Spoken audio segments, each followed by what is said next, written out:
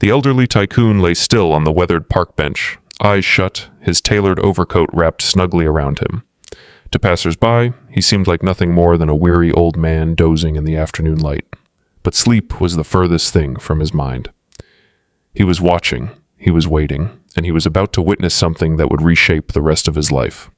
Before we dive in, if stories of compassion and second chances move you, take a second to like this video. Tell us in the comments where you're tuning in from. Share this with someone who could use a little hope today, and subscribe to Quiet Harbor Stories for more heartfelt tales that renew your belief in people. The tycoon's name was Desmond Kane. At 72, he controlled a business empire spanning industries and continents. Yet beneath the fortune, he felt hollow. Decades of wealth had shown him the ugliest side of ambition. People who smiled only when money was involved, who offered a helping hand only when someone was watching. Real kindness felt like a relic of the past. That morning, Desmond had set up a quiet experiment of his own. He traded his tailored suit for plain clothes, left his driver and car behind, and took a seat alone on a park bench. His idea was simple: pretend to sleep and see how strangers treated a man who appeared to have nothing to give them. The hours crept by. Office workers rushed past without a glance. Runners jogged by. Visitors snapped pictures of the scenery. A few people even brushed against the bench without pausing to notice him. Then a child appeared, no older than 11 or 12. His clothing was worn thin, his sneakers falling apart at the seams. A battered backpack hung off one shoulder. There was a seriousness in his face that only comes from carrying burdens too heavy for his age. The boy's name was Eli Marsh. Eli lived with his ailing mother in a cramped apartment on the outskirts of town. His father had died years before, leaving behind only unpaid bills and grief. Since then, Eli had shouldered the job of keeping his small family afloat.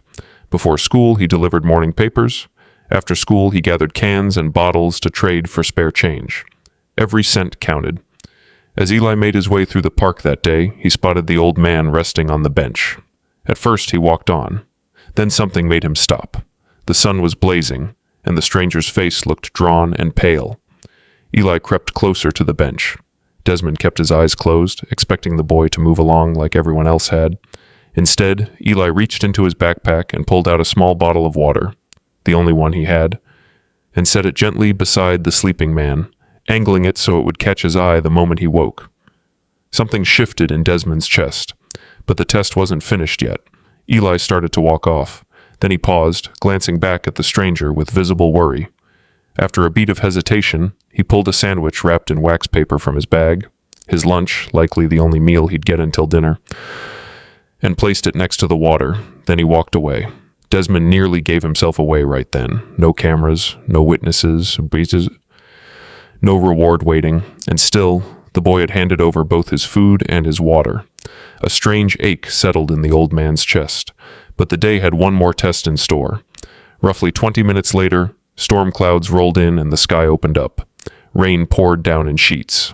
People scattered for cover. Desmond stayed put on the bench, holding his ground. Soon he heard quick footsteps splashing through puddles. It was Eli again, drenched from head to toe. He looked at the motionless man and, without a second thought, pulled off his thin, patched-up jacket and draped it over the stranger's shoulders. Then he stood there in the downpour, keeping watch, making sure the man was safe. For nearly 15 minutes. Soaked, hungry, shivering, guarding a stranger he'd never met. That was the moment Desmond couldn't keep pretending anymore. His eyes opened. Eli startled, stumbling back a step. Slowly the old man sat up and looked at the boy standing in the rain. Neither said a word for a long moment. Desmond's gaze moved from the sandwich to the water bottle, to the jacket now resting on his own shoulders. And suddenly, he understood something he'd forgotten long ago. Real wealth was never about what sat in a bank account. It was measured in compassion. This boy, with nothing to his name, was richer than most men Desmond had ever done business with. He asked Eli why he'd done it. The boy's answer was simple. His mother always told him that everyone carries a burden you can't see, and that helping someone costs almost nothing, but can mean everything. The words hit Desmond harder than any merger or market crash ever had. In the days that followed, he quietly looked into Eli's situation. And what he found broke something open in him. The family was on the verge of losing their home. Medical bills were piling up, their fridge was often bare, and still, Eli kept helping others whenever he could.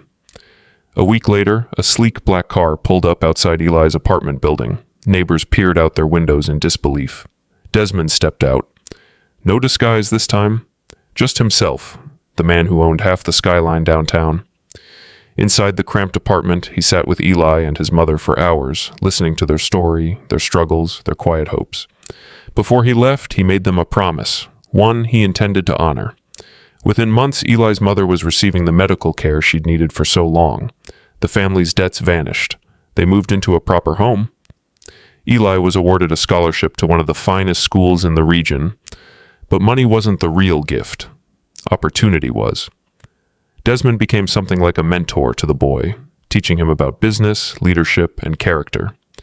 Years slipped by, and Eli grew into an extraordinary young man, sharp, humble, and deeply kind. Everything Desmond had hoped the next generation might still become. One night, many years later, the old man sat alone in his sprawling estate. Age had finally begun to slow him down. Flipping through an old photo album, he came across a picture from the day he first met Eli. The memory rushed back instantly. The sandwich, the water bottle, the jacket, the pouring rain. Tears welled up in his eyes. For the first time and longer than he could remember, Desmond wept. Not out of sorrow, but because a boy with almost nothing had restored something in him he thought was long gone. He cried through the night, remembering how someone who had so little had given everything he had, and in doing so, had transformed a wealthy old man's heart for good. If this story moved you, take a moment to like the video, drop a comment, share it with the people you care about, and subscribe to Quiet Harbor Stories for more emotional tales that remind us what really matters. One more thing. Comment below with the words, "Kindness is true wealth," if you believe even the smallest act of compassion can change a life forever, because sometimes the richest person in the room isn't the one with the most money.